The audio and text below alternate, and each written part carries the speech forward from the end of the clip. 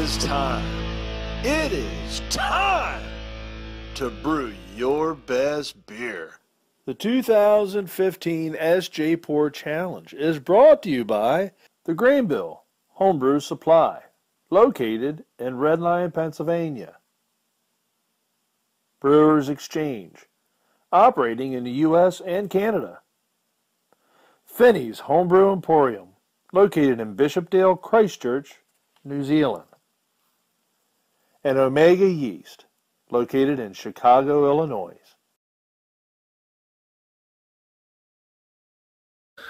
Cheers, guys. Back at you with the final 2015 SJ Porr Challenge Midwest entries. The one that I'll be doing first today is 41B-146-A28. This is a cherry stout, American stout with homegrown nugget hops, enhanced with cherry juice added to the boil, dried cherries rehydrated in 12-year-old cherry liqueur added in the secondary. Cherries picked from the backyard, fermented with WLP007, about a 6%. There it is. And here's the beer. So you can see the head's kind of died down. When I poured it, you're looking at about maybe a half finger head. It's kind of a light khaki tan color, and the beer itself is nice and black, but you can see on the edges, and as you're pouring, you can get some nice like brown hues on it. There you go, you can see that a little bit. And then doesn't look seriously carbonated, but the clarity when pouring it from the bottle was very nice and clear.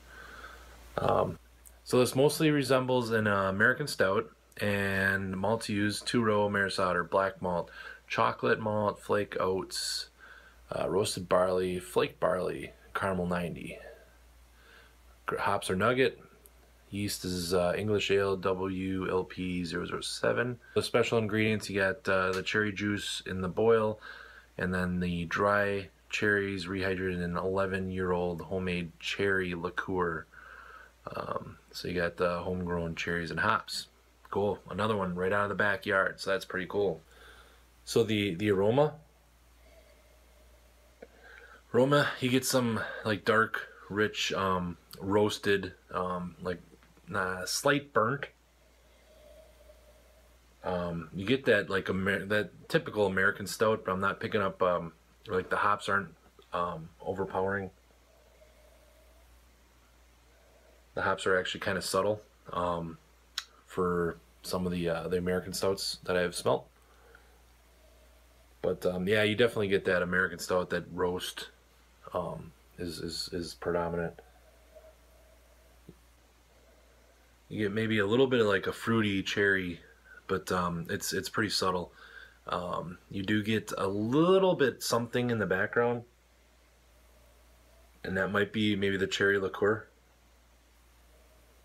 But cheers, let's dive into the taste. So you get kind of a nice bitterness in the roasted, dark roast right off the start. From there you get into a little bit of the fruit. You get a little bit of like fruity tartness, like tart cherry, a little bit in there.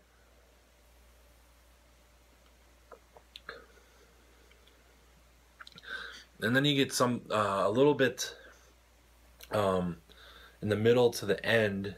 It's a little bit of I'm sure it's probably from, you know, like dried cherries maybe, but you get kind of a like craisins, you know, the dried fruit kind of flavor. So